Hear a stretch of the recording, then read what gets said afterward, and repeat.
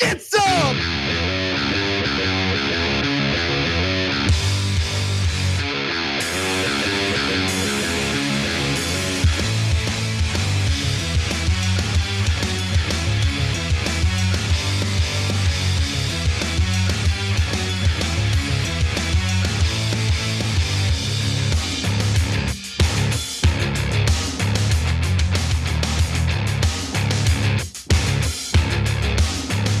Welcome to TYT. I'm your host, Anna Kasparian, and we have a massive show ahead for you today. Of course, there are many updates in the ongoing war on Gaza. We are going to cover that story from many different angles a little later in the first hour of the show, including some of the more unbelievably transparent, candid statements coming from former Israeli intelligence officials who do not believe that there is a single non-combatant in the Gaza Strip. What do you think that translates to? So we'll get to that later, again, in the first hour of the show. We're going to start the show with a discussion about the growing number of Democrats within the Democratic establishment who are definitely concerned about Biden's chances of getting reelected. I can't wait to share the details of that with you. Later in the second hour of the show, we will discuss some of Trump's insane comments during a recent rally. Cardi B, the lyrical artist, the rapper, if you will, speaking out against Mayor Eric Adams of New York City, calling for massive cuts to various programs in the city. Apparently there is an issue with the budget gap, and wait till you get a load of what he is blaming that budget gap on. So stick around for that. That'll be in the second hour of the show. Cenk Uygur will be joining me in the second segment, but since we're gonna start the show by discussing the election and how Biden world is kind of freaking out and panicking over his low polling, his low approval ratings. We decided that I'll cover that story solo since Cenk is running for president and we don't want to sacrifice or have anyone question the credibility of the show. We want to make sure that we cover everything fairly and kind of put the political aspirations aside when we cover these types of topics. So without further ado, let's get to Biden. An NBC News poll shows President Biden's approval rating has dropped to its lowest level since he took office nearly 3 years ago. Yeah, the results reveal that only 40% of voters approve of how the president is running the country, down 6% since January. The Democratic Party, meaning members of the Democratic establishment, are absolutely freaking out. They're panicking over Biden's low approval rating, how he's been performing in polling. As we have shared with you, the New York Times Siena College poll shows that Biden is trailing Donald Trump, the likely Republican nominee, in key battleground states. And now we're also hearing that one of those Democrats, Democratic establishment strategist David Axelrod, is in a bit of a tiff with Biden. Biden has called him a prick over Axelrod basically raising the alarm over how Biden is performing in the polls. So we're gonna get to that in just a moment. But before we do, I think it's worth discussing recent reporting coming out of both Politico and the Washington Post, showing that the Biden campaign is in fact struggling on how to deal with voters' concerns that Biden is simply too old to run for a second term. And what they did is they interviewed in Politico more than a dozen Biden donors, fundraisers, Democratic establishment, party officials, and strategists as well. And I think it's important to know that these are the individuals that reporters are talking to. These are not Bernie bros. These are not, leftists or progressives who have been sour on Biden from the beginning. These are people who have literally donated money to Biden's campaign, who have supported Biden, but are now kind of taking a step back, taking stock of the situation and realizing, look, poll after poll indicates that things are not looking good for Joe Biden. And the way he is messaging about his age is also not working out well. But what's really interesting is the disagreements within the Democratic establishment in regard to how Biden should message about his age. Now, as Politico reports, many donors are directly urging top campaign aides to go on offense, leaning even harder into Biden's age as proof of his wisdom in turbulent times. They're also pushing for more humor about Grandpa Joe. And apparently Joe Biden's camp has taken that advice because he's been engaging in more and more self-deprecating humor, if you will, about his age. I don't know if that's really gonna carry him through and help him beat Trump in the 2024 presidential election. But others fret that not enough has been done to place a similarly harsh spotlight on his political opponent's age. Now, Biden's birthday is today. He just turned 81 years old. He is downplaying his birthday. There aren't really any public celebrations about it, and it's probably because he doesn't want to draw attention to the fact that he's 81 years old and running for a second term. Trump himself is up there in age. He's 77 years old, but there is a noticeable difference in how they carry themselves, how they carry out their speeches. You look at Trump, and yes, he definitely has moments where you're like, man, that guy's old, but he's still energetic relative to Biden. He seems more charismatic. He's not squinting into the camera as he's giving his speeches. So the idea that attacking Trump on his age is somehow going to work, I think is unfounded, to say the least. Biden seems to get, on a continuing basis, knocked for his age while Trump does not, said Alan Kessler, a Democratic donor and Biden bundler. No one brings up the age thing with Trump. That double standard is troubling. And guess what? Polling indicates that American voters, for the most part, aren't buying the argument that we should be as concerned about Donald Trump's age. This isn't me saying it, this is what the American voters are saying. So 70% of likely voters in 6 battleground states said Biden is too old to be an effective president, according to the New York Times Siena College poll released earlier this month. Only 39% of those battleground voters said Trump was too old. That's virtually unchanged from April, when Reuters Ipsos poll found that 73% of adults believe that Biden is too old to be in office. And I want to provide some evidence. I want to provide an example for why this is the case. So we're going to go to the next video. This is literally from today, and it gives you a sense of the mishaps that typically occur when Biden is out there in the public giving public speeches. There's an annual tradition having to do with Thanksgiving. The president pardons a turkey, so that is what this event is. And so with that context in mind, let's take a look at him kind of bumbling and fumbling through this lighthearted speech. Live pictures from the White House as the 2 turkeys appear to be a little bit reticent to get on the stage there, but they will be pardoned, which is, let's listen in just, if we could, just for a few seconds. Honeycrisp apples, not bad, huh? Ice hockey, I sure in hell would like to see them play ice hockey. 1,000 lakes and the Mall in America. Now, just to get here, Liberty and Bell had to beat some tough odds in competition. They had to work hard to show patience and be willing to travel over 1,000 miles. You could say even this harder than getting a ticket to the Renaissance tour or Britney's tour. She's down in, it's kind of warm in Brazil right now. What? He was trying to make a joke about Britney Spears and Taylor Swift and something about Brazil. It made no sense. He obviously lost his train of thought. And if this was a one-off, that would be one thing, okay? Sometimes when you're in the middle of saying something publicly, you're speaking off the cuff, you might lose your train of thought. It's happened to me. But this happens regularly with Joe Biden. There are videos of him looking confused on stage, not knowing where he's supposed to go. There are videos of him falling. He looks frail, and I think it's undeniable that that is the case. And now that you're hearing more and more Democratic donors, more and more Democratic establishment figures speaking out about this, tells you that this isn't just some made up issue that the far left is concerned about. This is an issue that Democratic voters, along with the Democratic establishment, are concerned about. But there is also a deep-seated denial within the Democratic National Committee in regard to the reality of this whole situation. As Politico reports, another Biden donor said they recently raised concerns about the president's age with DNC officials, but they just refused to even acknowledge it was a problem. Okay, so on one hand, I really want to reiterate and emphasize this point because it's important.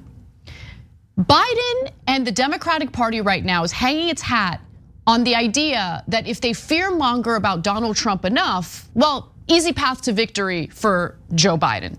And so the messaging from the Democratic Party incessantly has been, Donald Trump poses a threat to our democracy. He poses a threat to our democratic process. He is a giant threat, and we absolutely must be concerned about that and fight back against that and elect a Democrat to ensure that Trump doesn't get a second term. That is the argument that they make.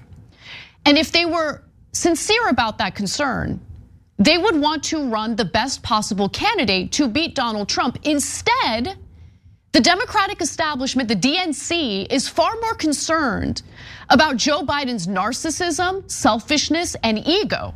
Joe Biden's desire to be a two-term president. Joe Biden's desire to allegedly have a better legacy by being a two-term president. Now, obviously that is not only incredibly selfish, but it risks Biden's legacy because there's a good chance that he might not get reelected. So he's willing to take that risk because to Joe Biden, serving a second term and having a better legacy, I guess, as a two-term president is more important than, risking a second Trump term. You can't say two things at once. You can't on one hand say Trump is a threat and then on the other hand say, no, but we insist that we're going to run the worst possible candidate to beat Donald Trump. And it's not based on nothing. It's based on polling. It's based on Biden's approval rating. And even David Axelrod has been speaking out against this, okay?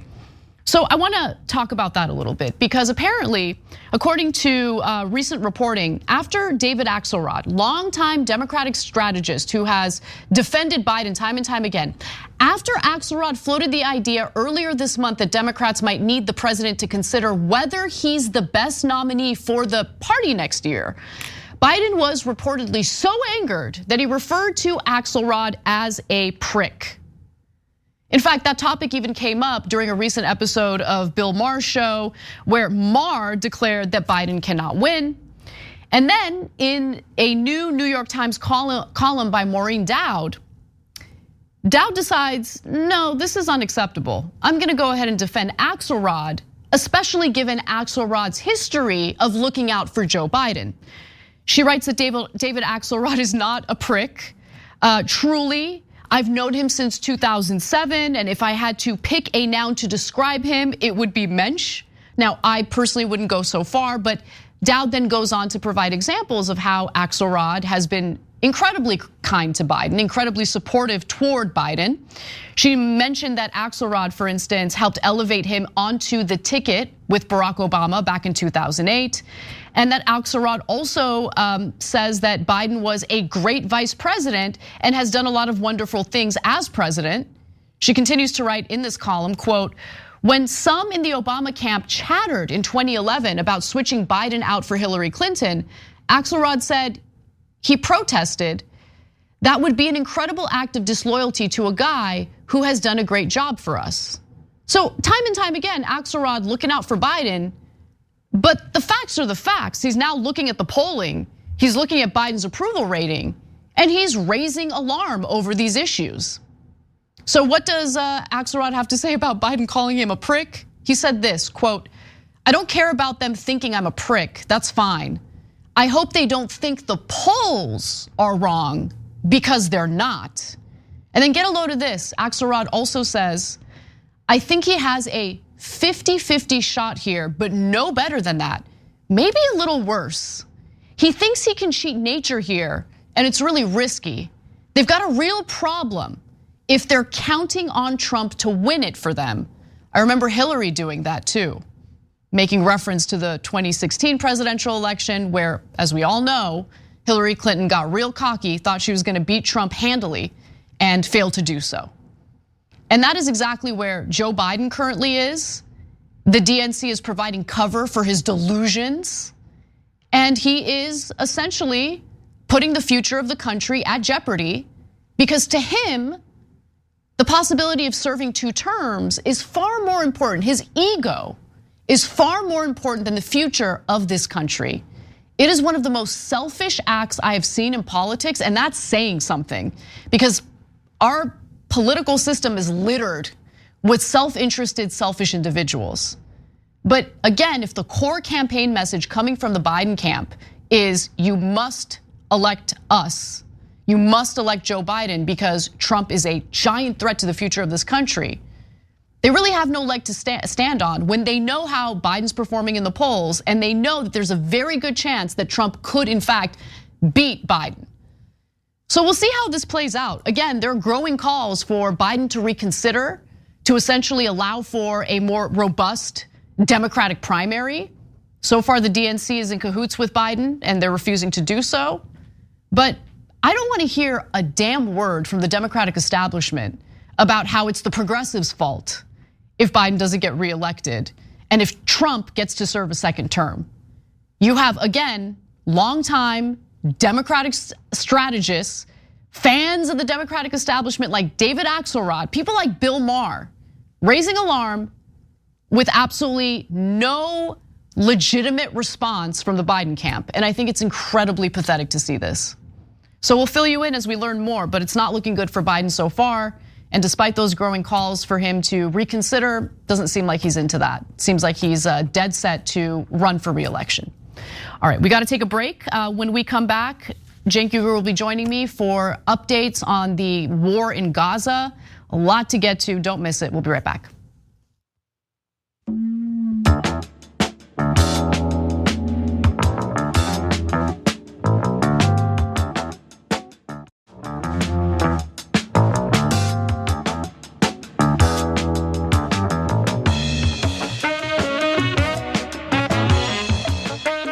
All right, back on TYT, Cenk Uygur and Kasparian with you guys. You think I don't see the comments during the break? You think I don't see it? Anyway, Anna has commandeered the iPad from me. I have commandeered it. So she'll be reading. We gotta keep it tight. There's a lot of news to get to today. All right, speaking of which, devastating news is what we start with. Yes, let's get to our updates in Gaza. The IDF's ability to continue its operation in Gaza and the credibility of Israel are at stake here as the number killed in the fighting surpasses 12,000, according to the Hamas-run Ministry of Health. The IDF says one of its missions is to destroy Hamas, but with international criticism mounting, Israel has to show the terror organization is using Gaza's civilians and infrastructure as cover to justify an ongoing war. Well, it's a brand new week and the Israeli Defense Forces have yet to provide solid evidence that justifies their attack of the Al-Shifa hospital in Gaza. Now, a tunnel shaft is the latest alleged discovery that the IDF is pointing to as some evidence. We'll get to that in a moment. But before we get to any of this, I think it's really important to keep in mind that the movements and reporting of journalists in the Gaza Strip are severely restricted. So much so that even CNN has to disclose how much of their content is being controlled and censored by the IDF. If you don't believe me, here's what I'm talking about. CNN reported from Gaza under Israel Defense Forces escort at all times. As a condition for journalists to join this embed with the IDF, media outlets must submit footage filmed in Gaza to the Israeli military censors for review. That's a bit of an issue. You are not supposed to have one side of the war essentially determine what you can and cannot report, which footage you can and cannot use. So it's important to know about that inherent bias in the reporting because of the fact that it's controlled by one side of this war. But with that said, I do want to now go to some of the footage that has been debunked. Now, the BBC has, in my opinion, done a better job in sussing out whether or not the IDF is providing legitimate evidence. And the evidence that they have provided so far of Hamas militants operating out of Al-Shifa has been flimsy to say the least. Even if this evidence were confirmed as legitimate, it is still not enough evidence to basically justify attacking a hospital like Al-Shifa, the largest hospital in the Gaza Strip. With that said, I want to go to the next two videos because in these videos, you'll see the BBC pouring cold water on the flimsy evidence that has already been provided by the IDF. Let's watch. Israel also released its own 7-minute video, which BBC Verify has analyzed. A watch visible in that video suggests it was filmed a few hours before the BBC arrived. And this IDF video was posted, then deleted, then reposted, this time without a section referring to an Israeli soldier who'd been held hostage. I don't know when this was used the last time. Also in the video, we see a room with an MRI machine. And if you zoom in and we get some light over here, what you will be able to see is military equipment. The BBC was shown the same room. And what we see in the two videos doesn't precisely match. For example, there's one gun in the IDF video, two by the time of the BBC footage. Israel has told BBC Verify this is because more weaponry and terrorist assets were discovered throughout the day. Now remember, the argument by the IDF was that the Al-Shifa hospital was being used as a Hamas headquarters, if you will, like a command center. They have now changed their rhetoric a little bit. The United States has changed its rhetoric and how they refer to how the Al-Shifa hospital has been utilized by Hamas. And you'll know exactly what I'm talking about in this next clip. And then we'll go to you, Cenk. Let's watch.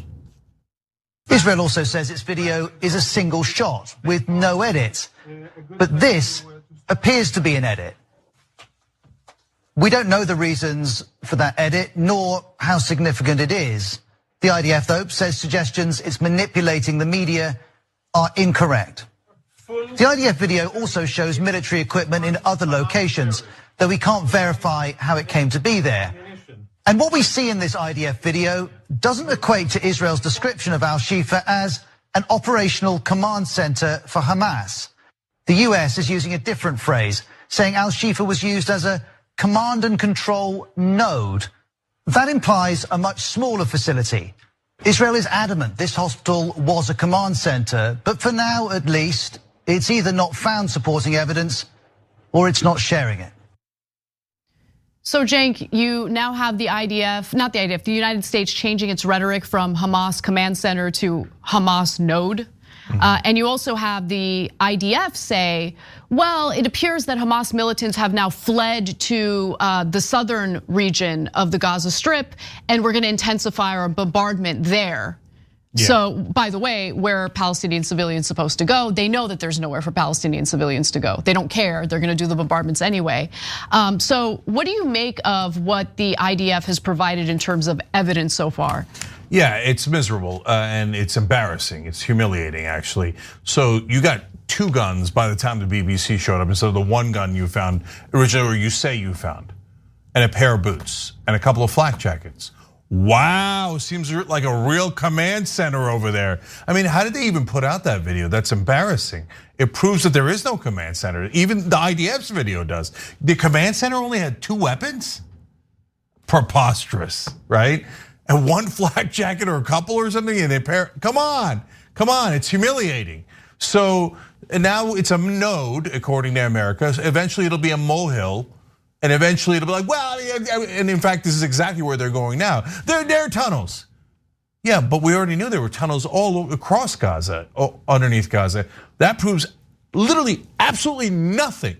And that leads to the most important point. The shaft that the IDF showed CNN is not in the hospital. Like, they make the whole story sound like, oh, well, we've got the shaft that leads to a tunnel in the hospital. Well, by the hospital. No, it's in the street. It's not in the hospital at all. In fact, during the taping, they go, well, it could go to the hospital over there. You're like, what? So it's not even anywhere near the hospital. So Cenk, I actually want to go to the discovery of the tunnel shaft next. CNN, who of course was embedded with IDF soldiers, reported on that.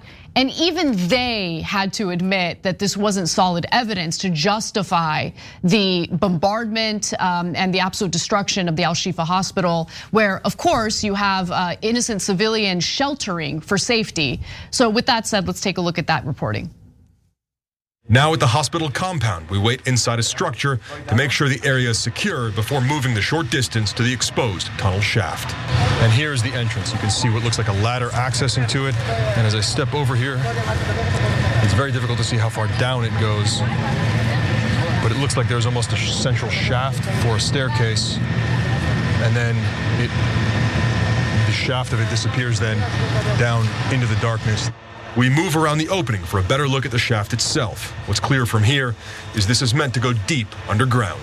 We weren't allowed to enter the shaft, but the Israeli military sent special gear down to see where this leads.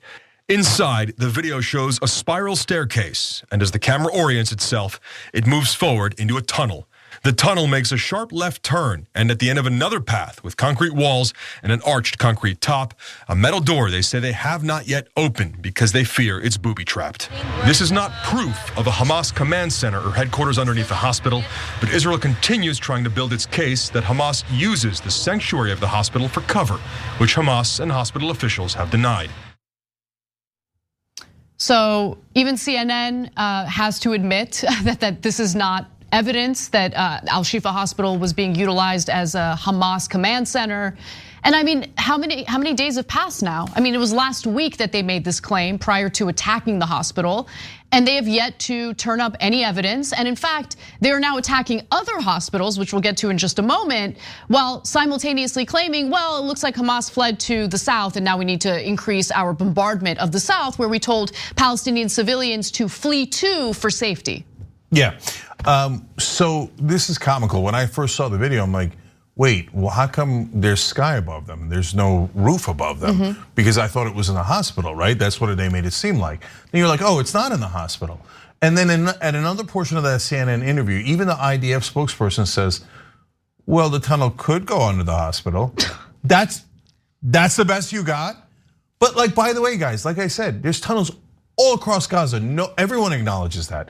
So it would be surprising if a tunnel didn't go under some buildings. How would they avoid all the buildings? It's a tiny little area, right? That's not the question. The question is, was there a command center inside the hospital? But the IDF now controls the hospital completely. They took the hospital. So where's the goddamn command center?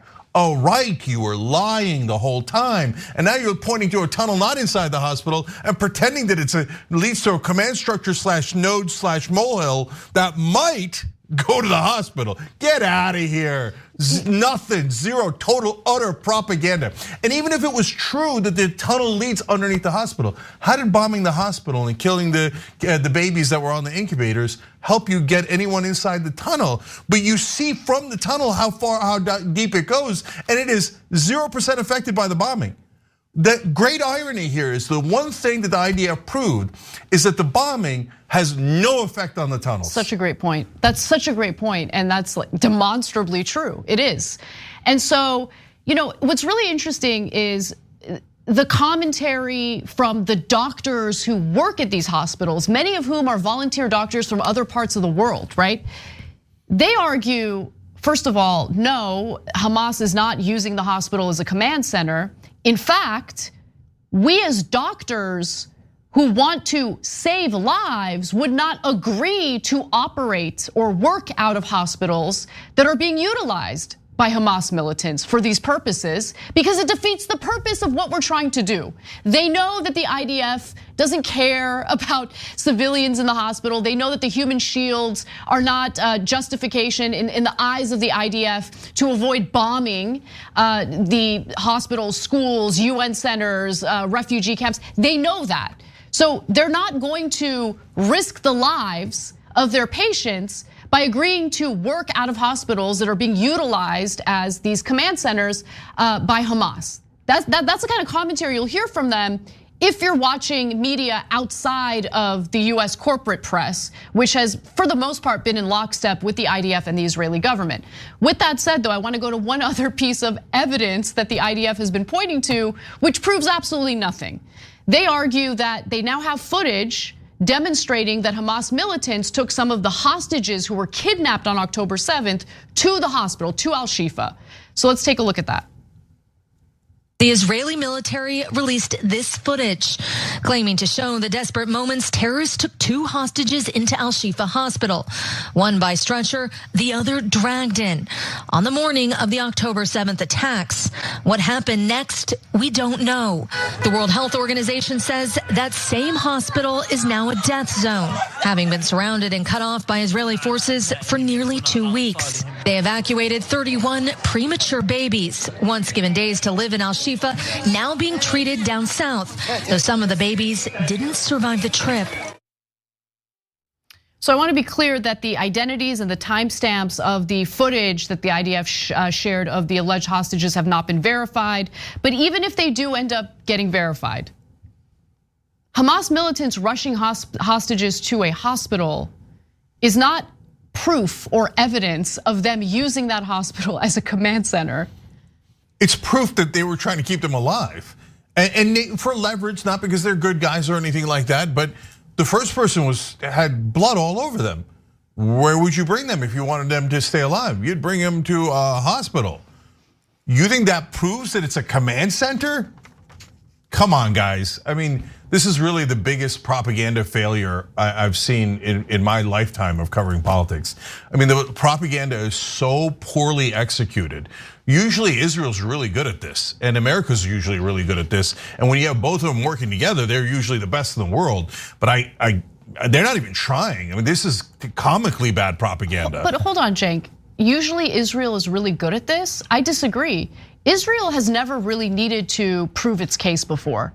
This is the first time I've experienced in my career where people are actually questioning the actions of the Israeli government and the IDF. For the first time, I see this international pressure campaign, including people in the United States engaging in that pressure to see the evidence.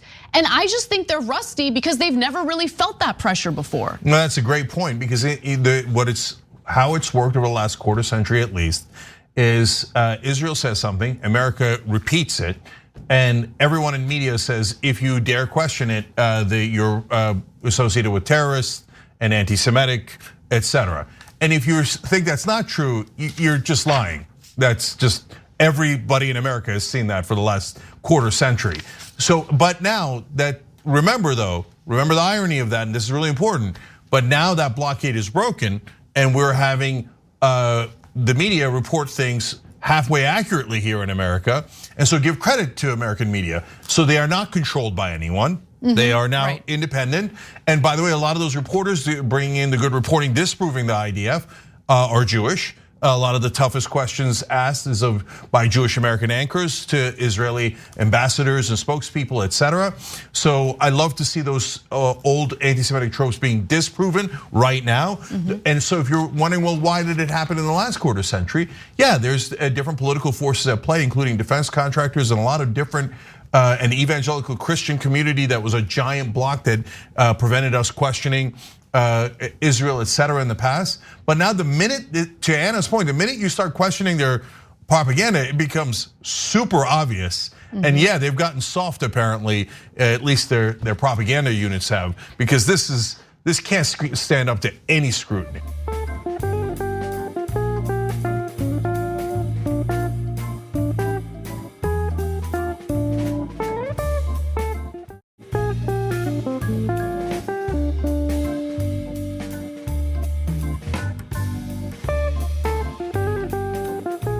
Even though they have failed to provide any legitimate evidence which would allow for them to attack Al-Shifa Hospital the way they have, they've decided, you know what?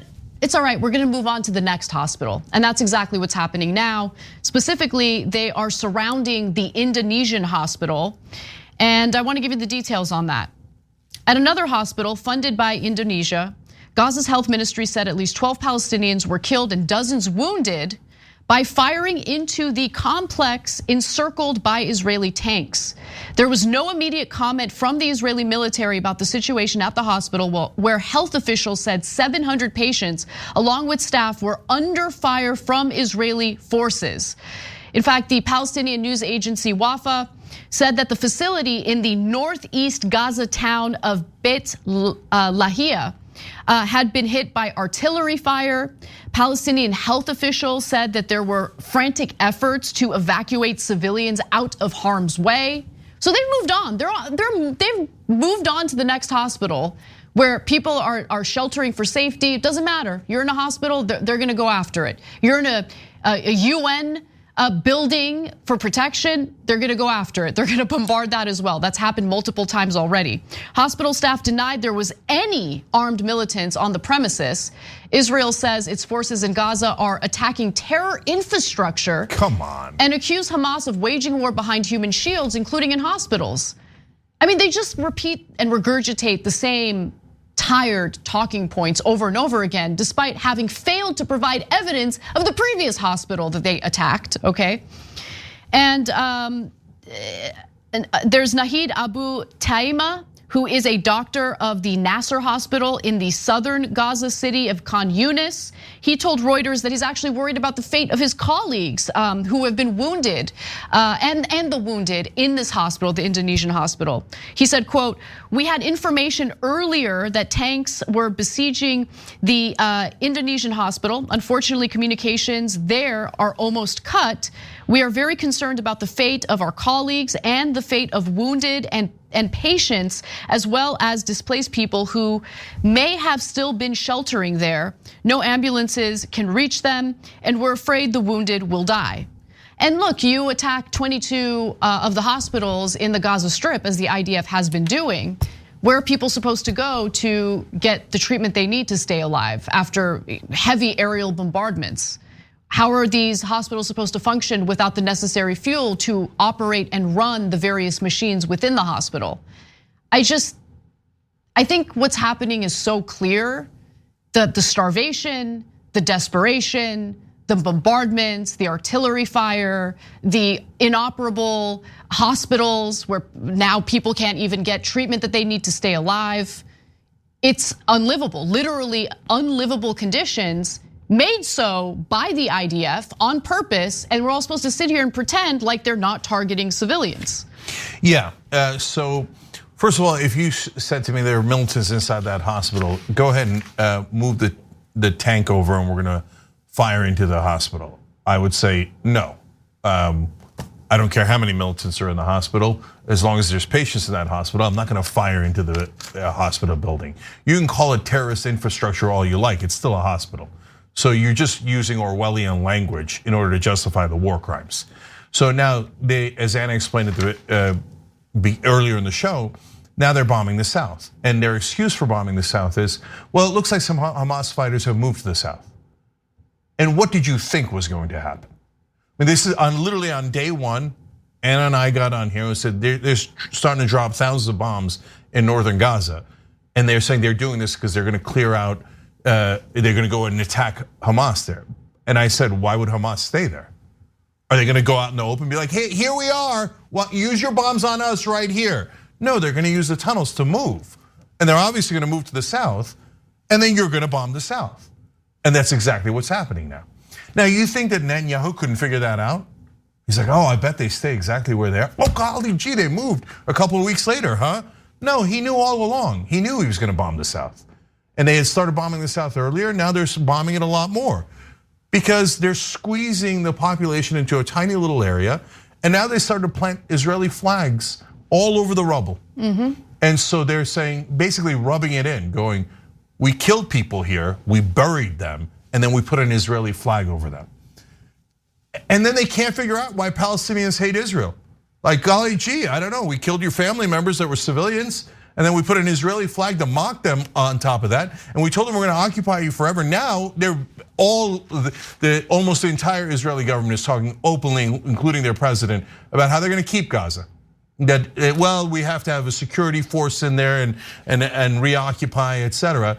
So now there's Israeli flags all across the rubble, and they're now bombing the south and going, ha, ha, ha, ha, we're gonna keep your land after we killed your civilians. Now over 12,000 dead, now over 5,000 kids. Look, this can't stand. I don't know how it ends, but it doesn't end with Israel squeezing 2.3 million Palestinians into a tiny tract of land, stealing most of Gaza. It doesn't end that way, because it doesn't have anything to do with what we say here. They will accidentally unite Shia and Sunni Muslims that have been at war for about 1,500 years. They will accidentally unite Iran and Saudi Arabia, and they are inviting a wrath that is untold. I hope it doesn't come, but Netanyahu is playing with massive amounts of fire, and he's greatly endangering the Israeli citizens as well as the Palestinians. Absolutely. Well, when we come back from the break, we're gonna get into some of the statements coming from Israeli officials, arguments that there is no such thing as non-combatants in the Gaza Strip. Believe it or not, multiple Israeli officials have made such comments publicly, openly, even on national television here in the United States. So we'll get into all of that and more when we come back from the break. Stick around.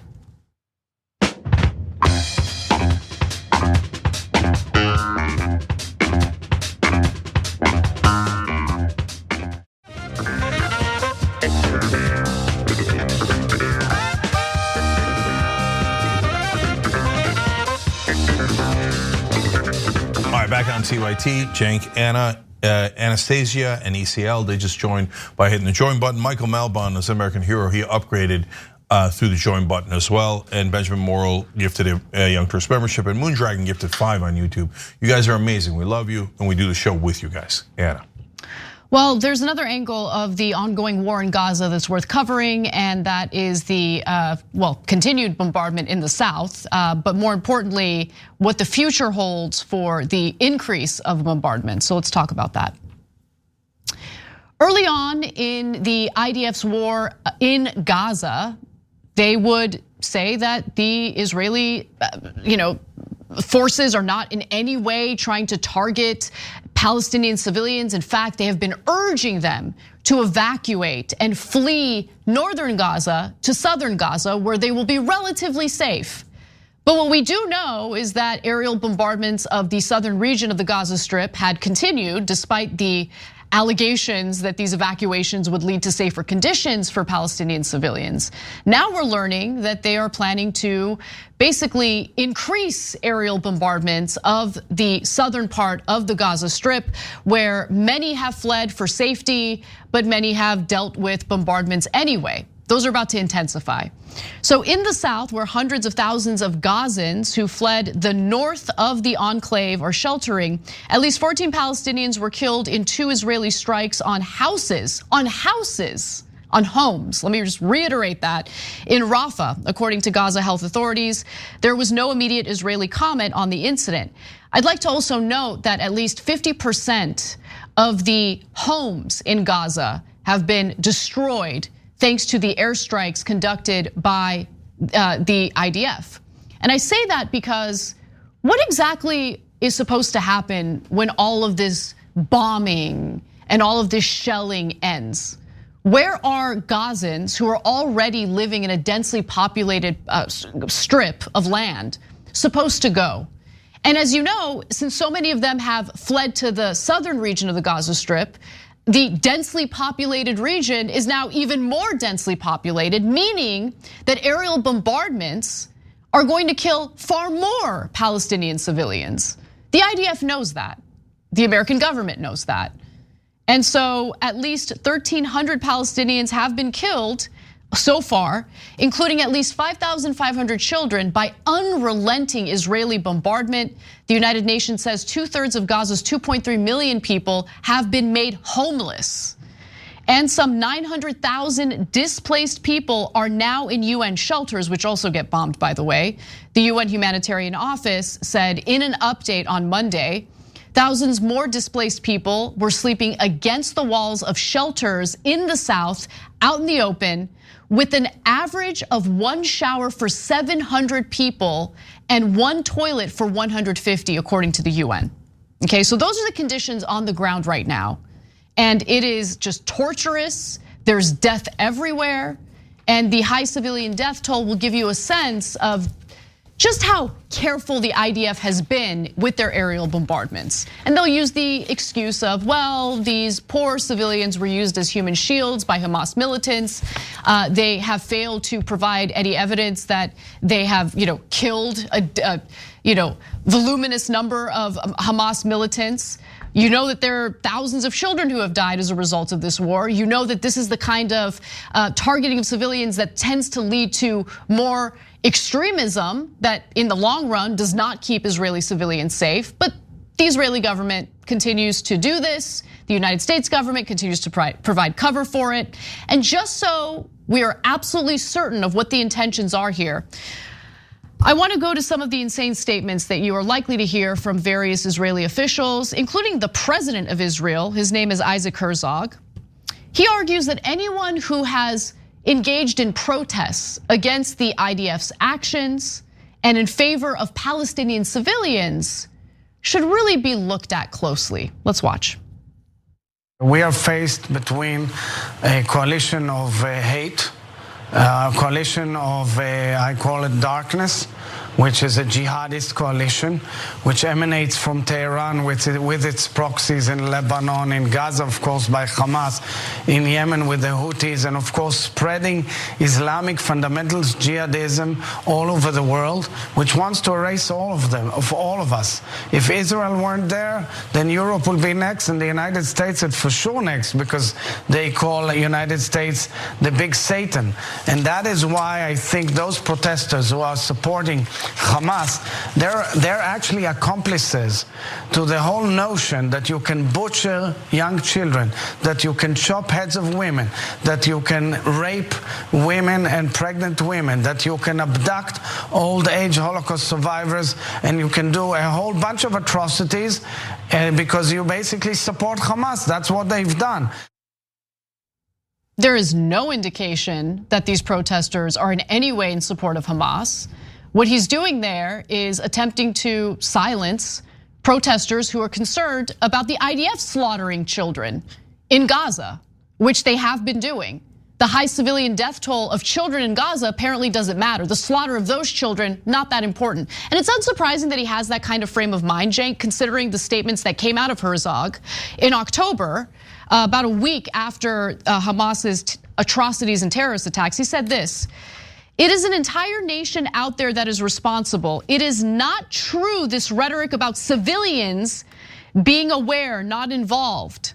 It's absolutely not true. They could have risen up. They could have fought against the evil regime which took over Gaza in a coup d'etat."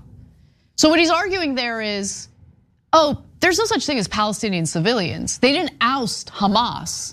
And so the idea that they're non-combatants is ridiculous. That's what he's arguing there. Congratulations, Isaac Herzog. You now agree with Hamas. No ands, ifs, or buts about it. That is the exact logic that Hamas uses. They say, well, Israeli citizens voted for Netanyahu and voted for these right-wing governments that occupy us and kill us and imprison us unfairly. They have all these hostages that they take all the time, and women and children. So we had to kill the Israeli civilians, and that's what we condemn. And we all condemn it together. Say you should not, kill civilians because of how they voted. Now the president of Israel says, yes, you should. Yes, you should. Not only voting, because he knows now that the great majority of Palestinians in Gaza weren't even alive when that vote happened decades ago, right? So now he says they had an active responsibility as civilians to rise up against armed Hamas militants and somehow defeat them with their bare hands. And if they didn't, they deserve to be murdered by us. Congratulations, you agree with Hamas 100%. But we don't. We don't agree with the monstrous actions of Hamas or the monstrous actions of the Israeli president. But now on top of that, he's got a new standard. American civilians, American protesters are now, he said it, you heard it on the tape, accomplices to Hamas. So are you gonna murder us too? Because you say, we just quoted you. You think it's okay to murder civilians because we didn't actively fight back against your perceived enemies. So are we, first of all, the American protesters, a lot of them are Jewish, by the way, but you think it's their accomplices to Hamas, and that according to your standards, that presumably you can kill them. And we didn't rise up against those protesters, so can you kill us too? But most importantly, guys, Israel's not gonna bomb us, obviously, right? But most importantly, look at this guy, leader of a foreign country, coming here telling us what to do with our rights and our citizens. You shouldn't allow your citizens to be opposed to me in my country. I order your country to cancel anyone and to call them terrorists and drive them from the public sphere. Hey, brother, you don't live here. You're not our president. You got nothing to do with us. You pretend to be our ally. All you ever do is get us in trouble. And now you got us dropping bombs on innocent civilians, and now you're bragging about it, driving the whole world to hate us as well as you. And now you're gonna order us around and call us accomplices? Nah, take that crap somewhere else.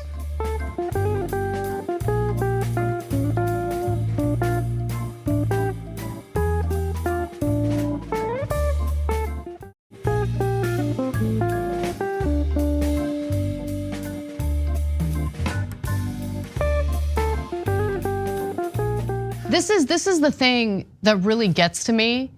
The arrogance, the underlying arrogance in the messaging there, which essentially tells the American people who are nickel and dime by our own government when it comes to our needs. But when it comes to the needs of the Israeli government, and when it comes to what weaponry they need to carry out their atrocities against the Palestinian people, Americans just need to, Cenk, we just need to shut up, give them the aid that they demand, and just take it. We're not allowed to exercise our freedom of expression within the borders of our own country, according to Isaac Herzog. And if we do, then that means that we are accomplices to Hamas. We've been very clear in how we feel about what Hamas did. We did not at all even pause when it came to condemning the atrocities committed by Hamas. But the notion that American citizens, okay, who have been shelling out tax dollars in the form of military aid for Israel need to sit down and shut up and just provide that aid and never criticize what the Israeli government is carrying out against Palestinian civilians in Gaza is ridiculous, and we don't comply.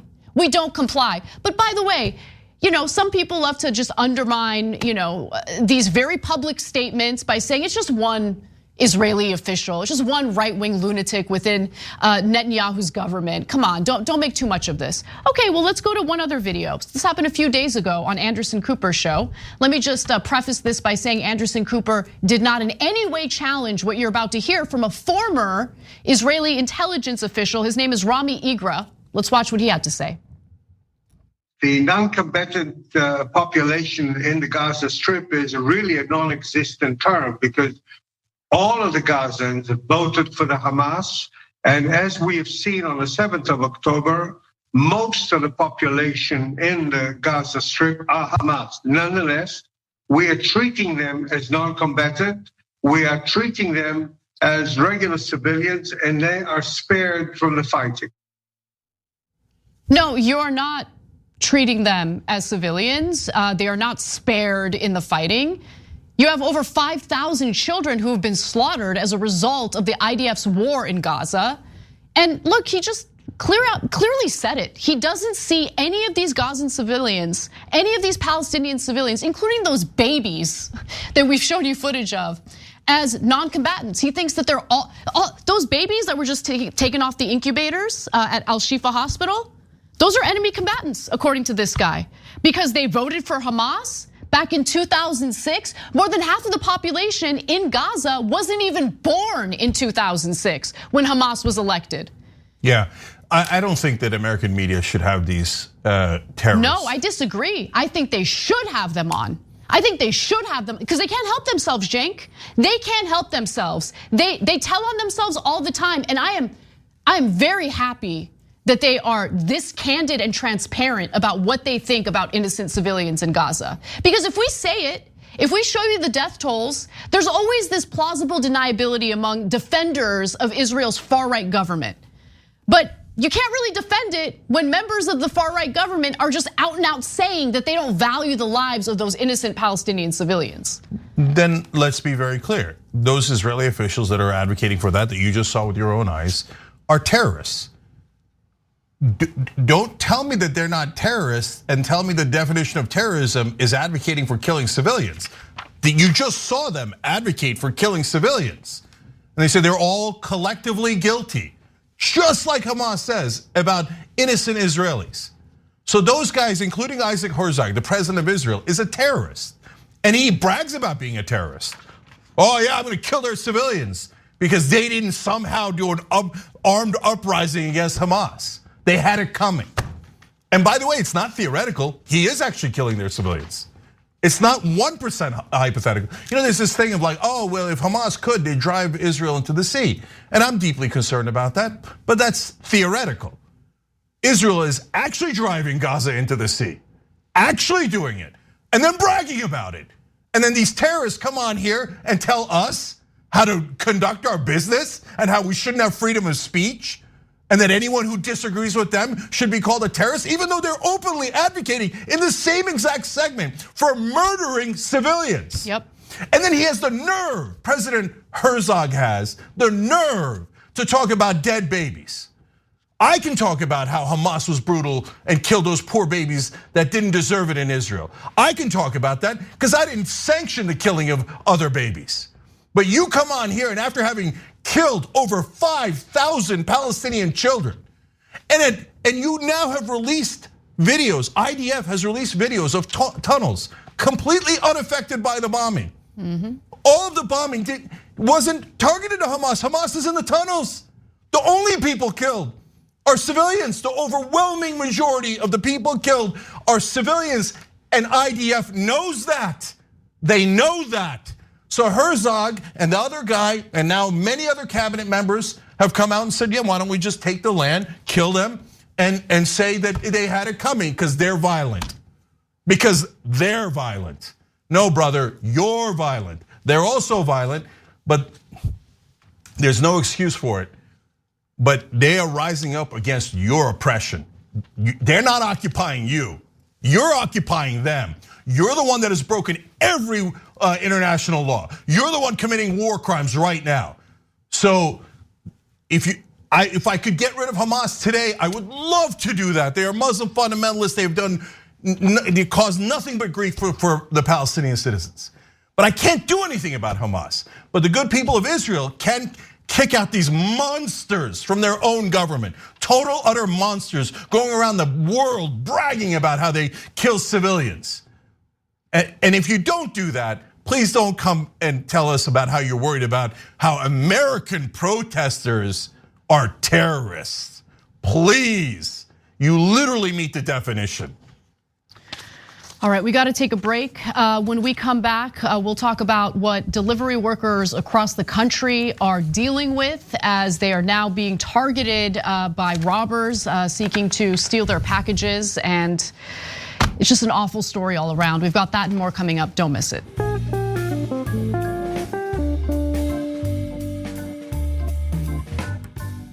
Thanks for listening to the full episode of The Young Turks. Support our work, listen ad-free, access members-only bonus content, and more by subscribing to Apple Podcasts at apple.co/TYT. I'm your host, Cenk, and I'll see you soon.